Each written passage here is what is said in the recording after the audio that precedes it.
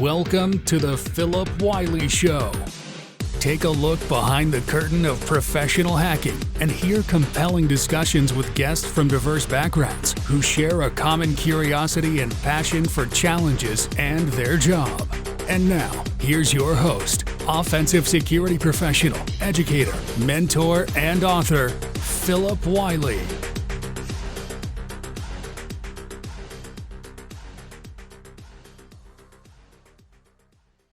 Hello and welcome to another episode of the Philip Wiley Show. I'm excited to have joining me today Nick and Norman from Flare. They've got an interesting product and interesting stories, so I look forward to them sharing and then learning more about their origin stories. So welcome to the show, guys. Happy to be here. Yeah, great to be here, Phil. Thanks. Good to have you. It's been pretty impressed with your product. I mean, one of the things that's amazing about what you provide in your product is just the effort it takes to try to manually collect that same information, and just the need for that type of information. As a pen tester, one of the things we really had to rely on is leaked data to get a foothold into organizations, either leverage that or phishing email, some kind of social engineering.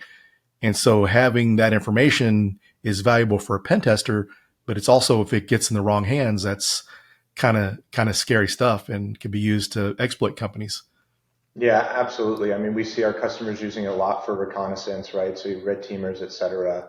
And then obviously organizations that are looking to protect themselves also understand what's out there, what's exposed.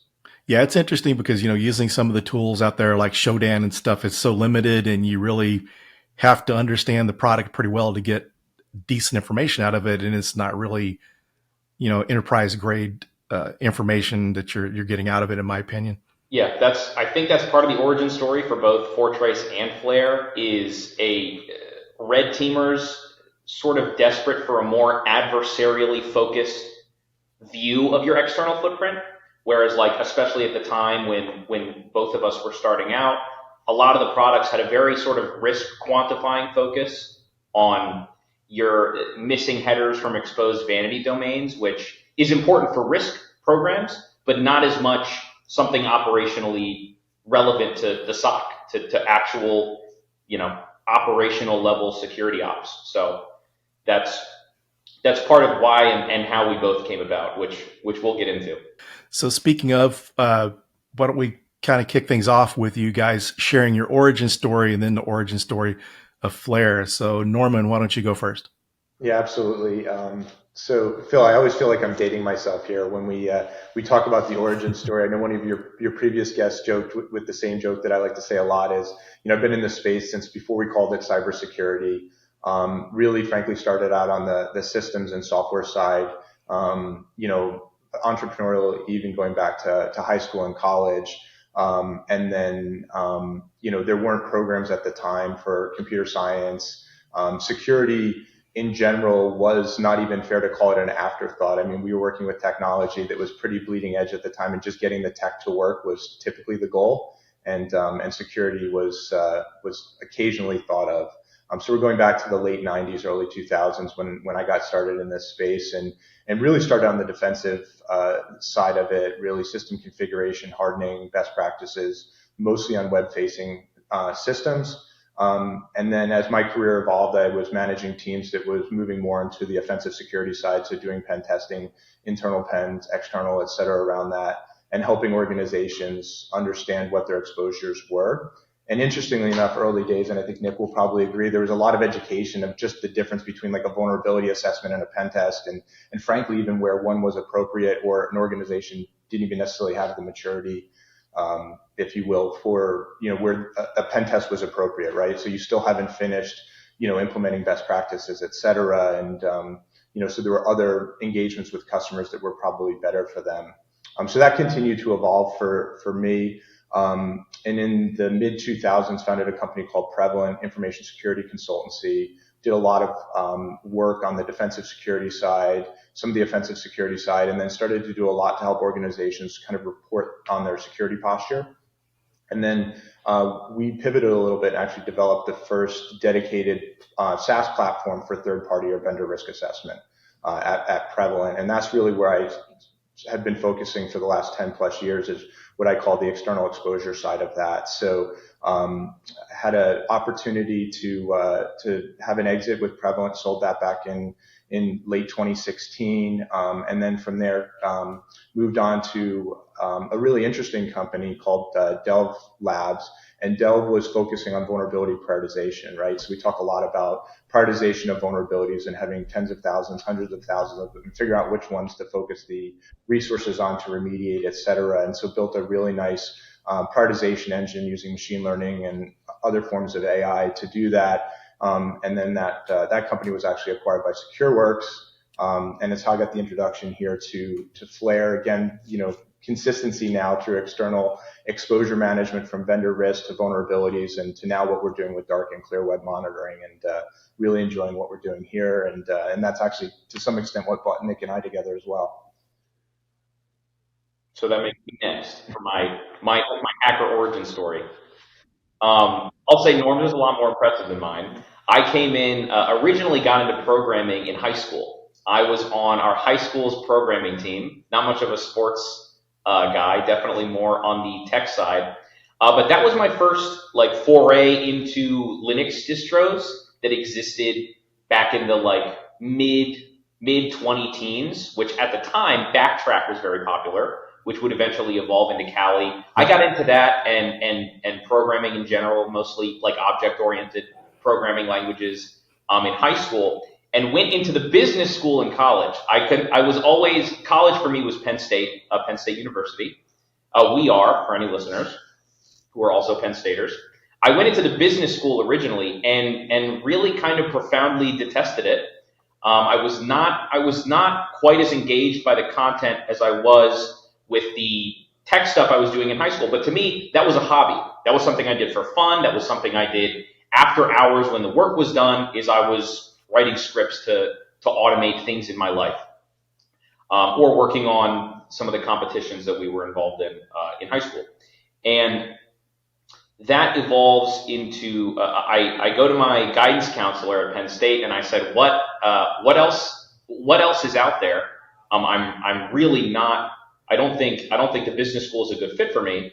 And my guidance counselor at the time was or academic advisor was you really shouldn't switch out of the business school. That's a terrible idea. It is incredibly well connected. No one does that. But she gave me a pamphlet with a list of majors, and I scrolled through it, and I saw what was called Security and Risk Analysis, SRA, which was a crossover major. There was a cybersecurity specialization within it, but really it was an IT major, mostly focused on intelligence. So a lot of the professors were ex-military intelligence people. So it sounded like a really cool program. Again, it was the kind of stuff I was passionate about, very much outside of traditional work content.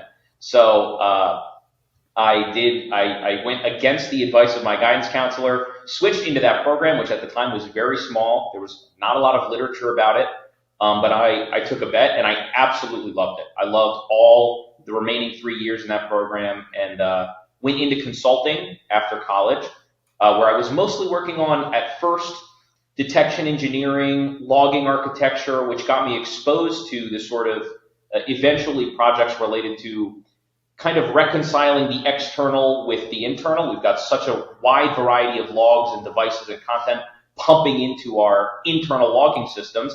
Can we use this to reconcile what's in our CMDB? What do we know we have? What do we know is reporting of what we have? And what do we not know is public that's maybe not supposed to be? Trying to reconcile that from a logging perspective, which ends up being different than what I do with Fortrace. But I end up getting involved in a lot of projects spanning a pretty wide variety of categories. EDR, which has a strong marriage to SIM and logs, DLP, CASB, UEBA, a lot of the early SOAR connections, which I really enjoyed and got me a lot more exposure in reconnaissance. So I was doing at times vendor selection for clients, and I got exposed to the space of what was kind of early to mid ASM, which is attack surface management. I used a lot of the tools in that space on behalf of customers. I helped with tuning exercises. And I understood their fit, but I thought maybe there's a marriage we can have between these tools and our red team operations to make them a little more efficient, bolster the services, make them faster, make them better for red teamers by doing a lot of the reconnaissance up front and doing it continuously instead of point in time. And I wasn't particularly satisfied with the existing cohort of solutions from a red teamer's perspective.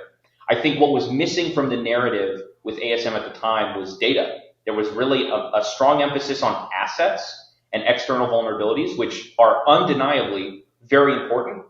But we were looking for things like exposed buckets, leaking code, collaboration suites where someone had accidentally overpermissed something. And that was something we were doing very much by hand and having a lot of success with.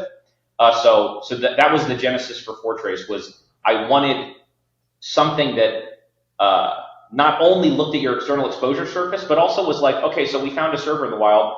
What's on it?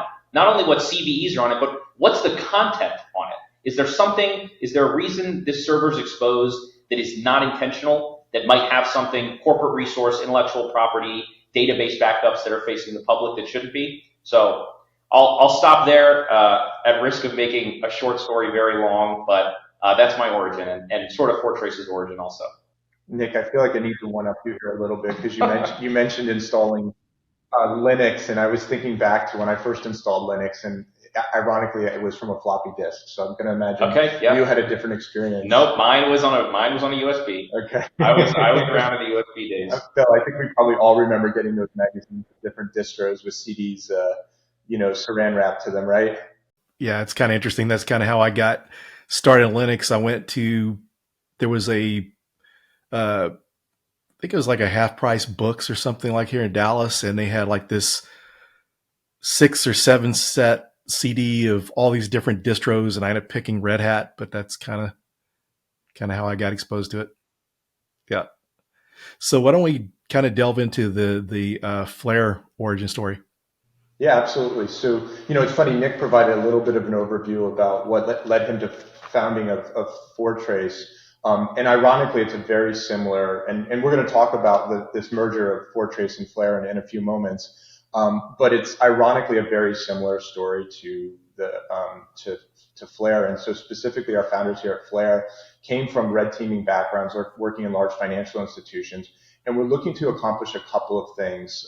Some of them Nick touched on, but fundamentally is how do I take the intuition of a red teamer and enable it for anyone who's using a platform in a very simple manner. And so imagine, sometimes we use the analogy of like a Google or global or universal search for the clear and the dark web. And so Flare was founded really to help all organizations understand what their external exposure was. Similarly to Fortrace, we also focus much more on what's my data that's exposed, more so than this one's a vulnerability or the things you typically see in the ASM space. And so we founded it to do that.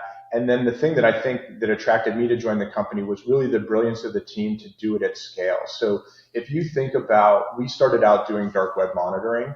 And one of the things is kind of our claim to fame going back to 2017 is for all the major cybersecurity related dark web forums, financial crime, et cetera, we do daily archives of those. And the team did a really amazing job at building a distributed and scalable system to do that collection and archiving. And it allows us to have this amazing repository of data.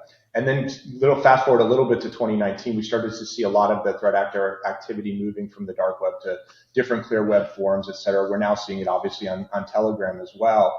But, imagine having a single place to do a search. You don't even necessarily have to understand how Tor works, how Telegram works, how an API for this particular paste bin works or this Bitbucket or et cetera, and being able to just run a universal search and understand where your organization is exposed and who's talking about you, et cetera. And so Flare was really founded to help organizations do that, kind of automate that intuition of the red teamer and give it to anyone at scale. And so you can take people who are just beginning in this space, provide them a platform where they can be very effective, they can triage, understand risks of it. And so that's really what led us to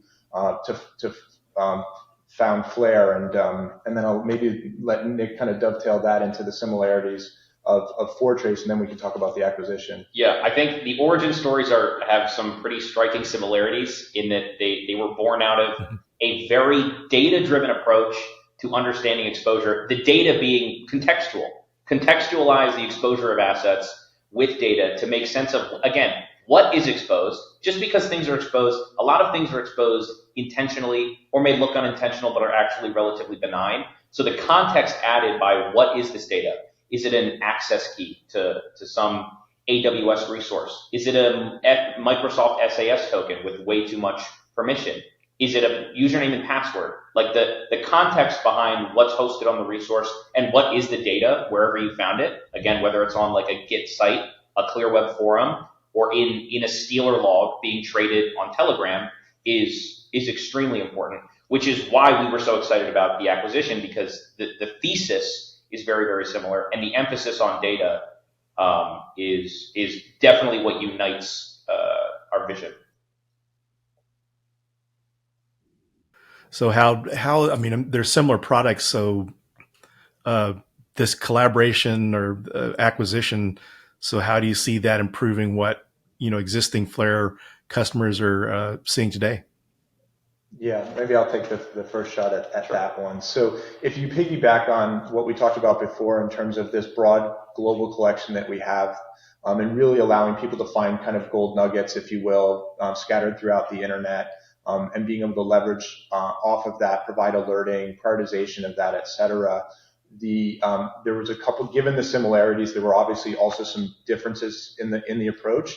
And there were a couple that were really attractive to me, and it was funny. Do you remember the first time we met? Yep, in Vegas. Yeah, so we were at Black Hat together, and we were at a whiskey tasting party, I guess, for lack of a better word. And somebody that I was there with said, "Hey, you need to meet this guy, Nick. It sounds like you guys are doing something similar." And so Nick and I, we had a relatively quick chat because I was running late for a red-eye flight, but it kind of clicked and made a lot of sense. And so when I had a chance to follow up with Nick and the team afterward and started to look at what they were doing, Phil, the thing that was interesting is in addition to so Flare was we're one of the few, I think, primary collectors of dark web and other data, clear web, et cetera. That's one of the things we pride ourselves in, be able to really do that at scale. Fortrace took a slightly different approach because they started a little bit later where they were consuming other people's data. But given that as, if you will, kind of a time advantage, one of the things that Nick and the team did that was really interesting is the way in which they drilled into that data. So they would do what I refer to as entity extraction. So they would look within the data. They would determine that data is associated with which entity. So you might, for example, have a GitHub post that maybe is referencing an API key, which is what the customer is looking for. But in addition to that, maybe we have internal system configuration. So Fortrace would start to extract that out and would build systems or people identities and things of that nature. And they've done a really effective job at doing that. And then the meta-analysis, and I'll let Nick kind of go into the detail of files, is something that Fortrace does that's really interesting. So we want to take these capabilities and make them available to our customers here at Flare as well. Mm-hmm. Yeah, I think part of what is extremely cool about Flare and what I've always admired about it is also what they do with files, which is we had a slightly different approach at Fortrace, which I think will be an undeniably cool value add and something that is exciting for red teamers and appreciators of data, which is our focus on metadata. So not only traditional sources of metadata from like enumerating ownership maybe of a bucket or enumerating ownership of any cloud resource. Like if a SharePoint directory is exposed by a company, who is the company that owns that, and what's inside of it. But also the metadata of files has always been, to me, a relatively well understood, but also untapped, not necessarily untapped by adversaries, but untapped from a monitoring perspective, source of really interesting data. So some examples are like if we look in the EXIF, the metadata of a file, which if you use an EXIF extractor, you can see what tool made this file, at times what was the version of what DLL that was a part of when someone clicked export as PDF, what did that produce? Which gives you a lot of, and author fields, the username, who made this file, which is at times a first and last name, at times an email address, and even juicier at times an actual federated identity username, where like you can start password spraying against a public portal because you know the usernaming conventions that you got from the metadata of a file that was intentionally released, like safely, intentionally reviewed for, accidentally leaking anything within its contents, but unbeknownst to the publisher, the metadata itself within the file contained revealing information. So that's one of many examples of our sort of extraction of data from one source to the next, because we can take that username and see if it's ever been found in code, see if it's present on the dark web in any flavor, where maybe there's no mention of the company at all, but that username in the username convention is found somewhere in discussion by an access broker, which is a data set that Flare has that is really awesome, in the content of Stealer logs. So I think taking what Norman described properly as entity extraction and marrying that with the data set is going to be really cool. And I'm excited for what we continue to build there. Yeah, and I think the key to that, as you said, is really that contextualization. So imagine being able to build a full contextual picture of an organization, right? So if you're a red teamer on a pen test engagement, being able to do that as part of that, a lot of our partners today will use that data to get initial access, right, into an organization. But if you're an organization, if you're working within your organization, you want to understand where all your exposures are, regardless of the technology used, who the actor was, whether it was a threat actor or an employee or a third party. You get that complete picture, through this merger. So yeah, it's kind of nice because you think about the effort it goes in to do all this stuff manually, the time it takes, and it's just kind of nice to have, a resource like this that's continually testing, any kind of information leakage and the attack surface. One of the things that we pride ourselves is, as you said, is like the coverage, but even like the instantaneous feedback a customer gets. And we've had some of our partners say that in terms of the reconnaissance work, they can cut that down by 95% because it's this vast repository of data. Yeah, it's really important to be able to automate things because just, we can discuss or, argue the skills gap, whether it's real or not, but a lot of companies don't have the staff they need to do the work. So you need the tools to be able to scale those security professionals so you can do more, in less time with the staff that you have. Yeah, absolutely. And maybe sometime it'd be interesting to have that debate. We were actually just having about an hour ago here.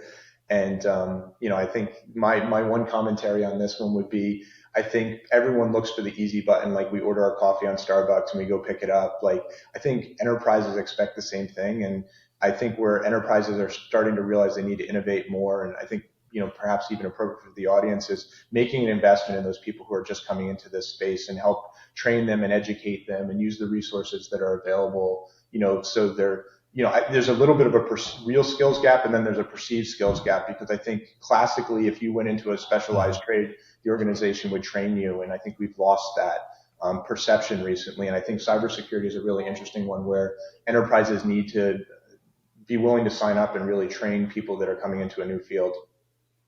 Yeah, every place I've worked has had that philosophy. Yeah. I've been really lucky in that regard, and it has paid dividends, definitely. Investing in early talent has undeniably paid itself back. Yeah, so let's kind of discuss the acquisition. Yeah, absolutely. So 2 weeks ago, we publicly announced the acquisition of Fortrace by Flare. It's something the team's really excited about. We talked a little bit about the philosophies of the company coming together. We feel like we're in a really interesting, the threat exposure management space. There's a lot of consolidation going on, if you will. There's a lot of excitement in the space, whether that's adoption by customers who are really, I think, gaining a full appreciation for understanding where external exposure exists. And then finally, I think the consolidation is really important. Classically, we have a tendency to silo things, and we would look at vulnerability management. I think was really the first thing where organizations would start looking at external risk. I talked a little bit before about vendor or supplier risk management. We have attack surface management. We have digital risk protection. We have cyber threat intelligence. We have the acronym SOUP there. But at the end of the day, if you're a CISO or if you're responsible for cyber in an organization, you look at your external risk in a singular lens, right? And so we use this as an opportunity to really bring about some additional consolidation. I think one of the things we publicly announced is the first acquisition of another 10 company in the space. It's something that we feel is really the proper categorization of all those technologies that I just mentioned.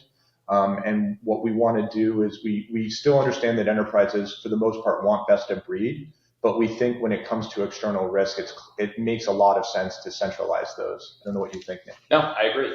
I think it's been this niche corner of the industry has struggled kind of uniquely with almost acronym fatigue, where there's an overwhelming amount of categories that are extrapolating different but very, very similar insights off of extremely similar data sets. So TEM makes a lot of sense, and the marriage of Fortrace to Flare in the TEM category, which, like Norman said, is the first of its kind in the TEM space, which, by the way, for the audience, TEM or CTEM is Continuous Threat Exposure Management, which is regrettably another new acronym, but is one that I feel like, especially from the practitioner's lens, finally makes sense. All of the different ways to extract context for the different use cases on the same data that DRP or EASM or more like external looking vulnerability management has scoped in the past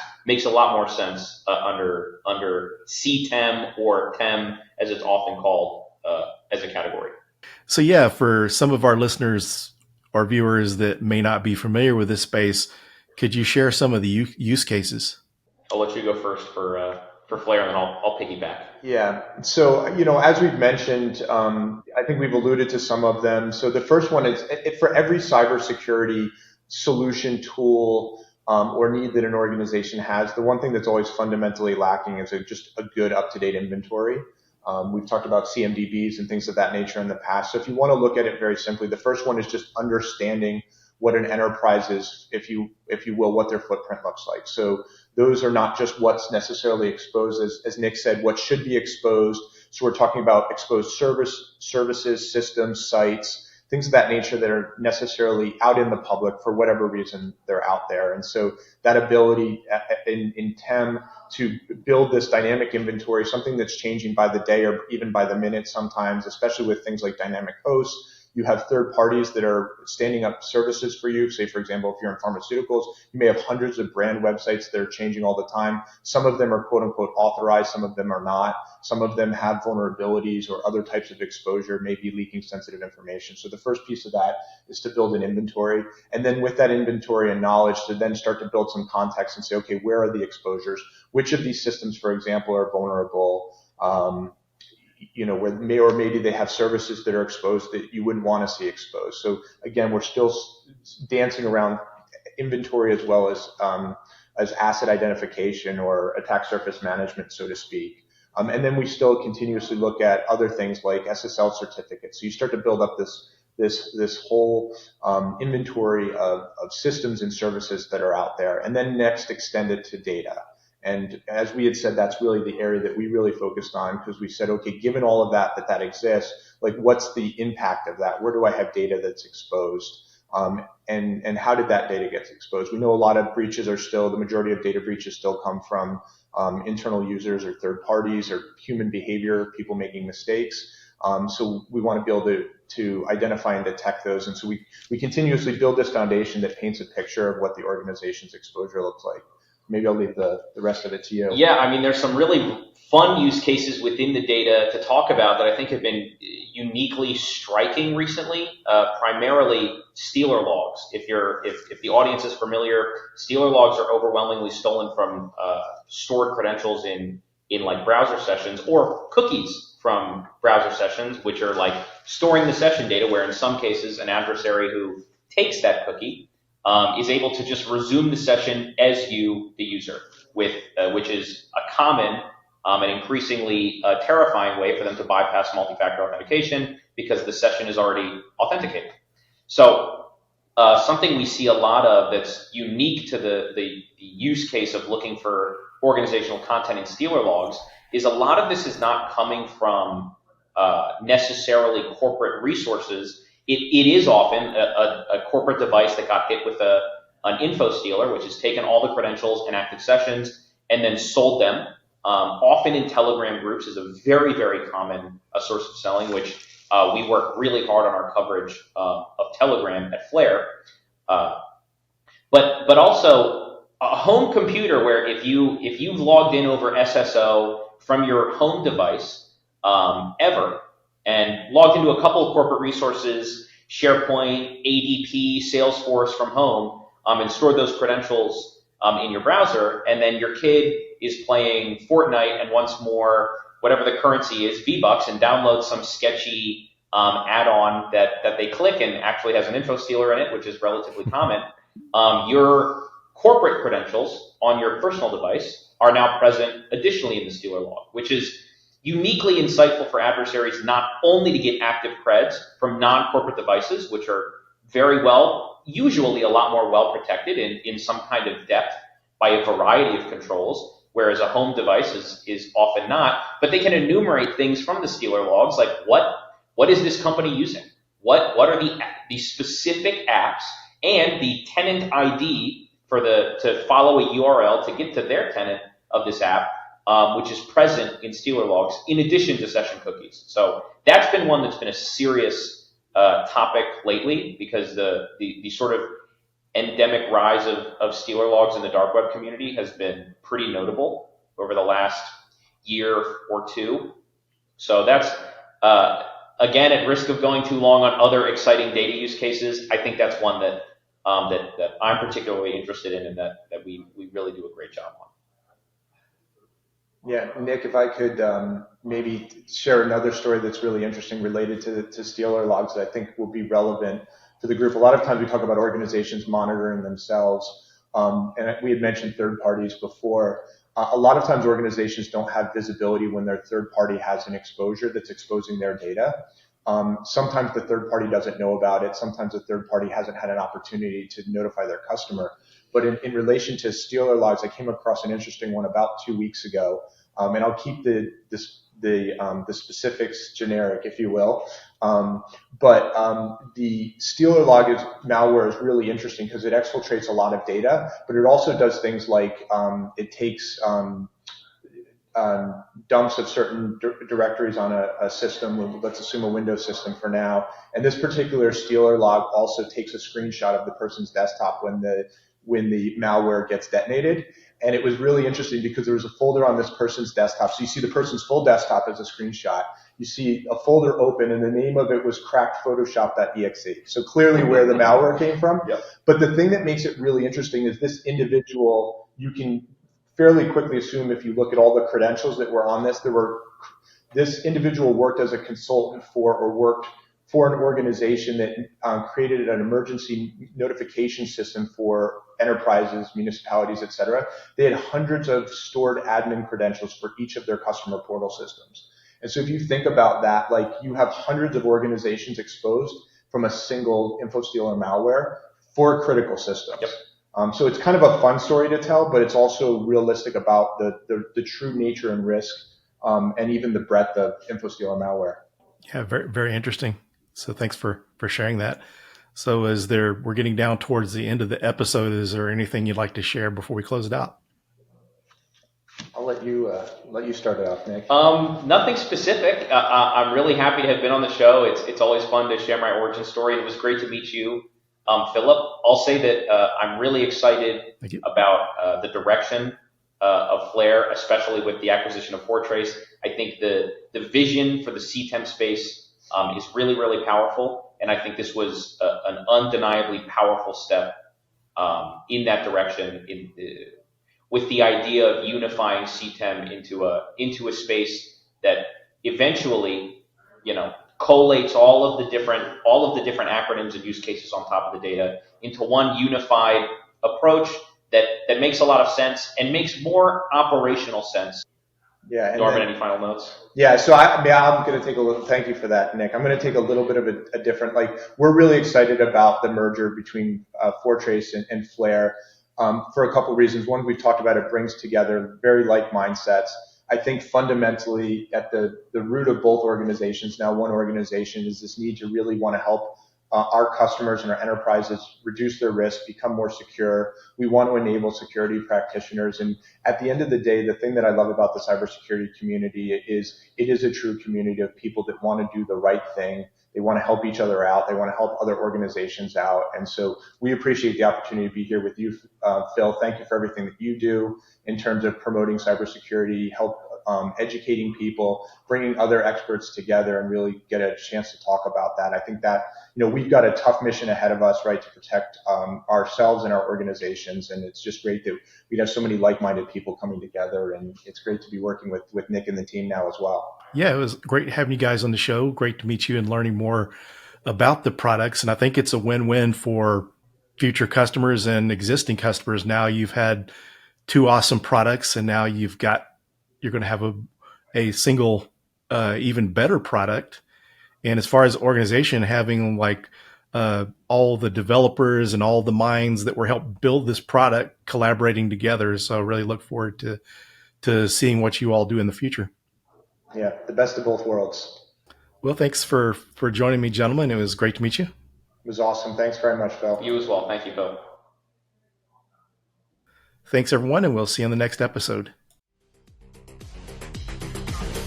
Thank you for listening to The Philip Wiley Show.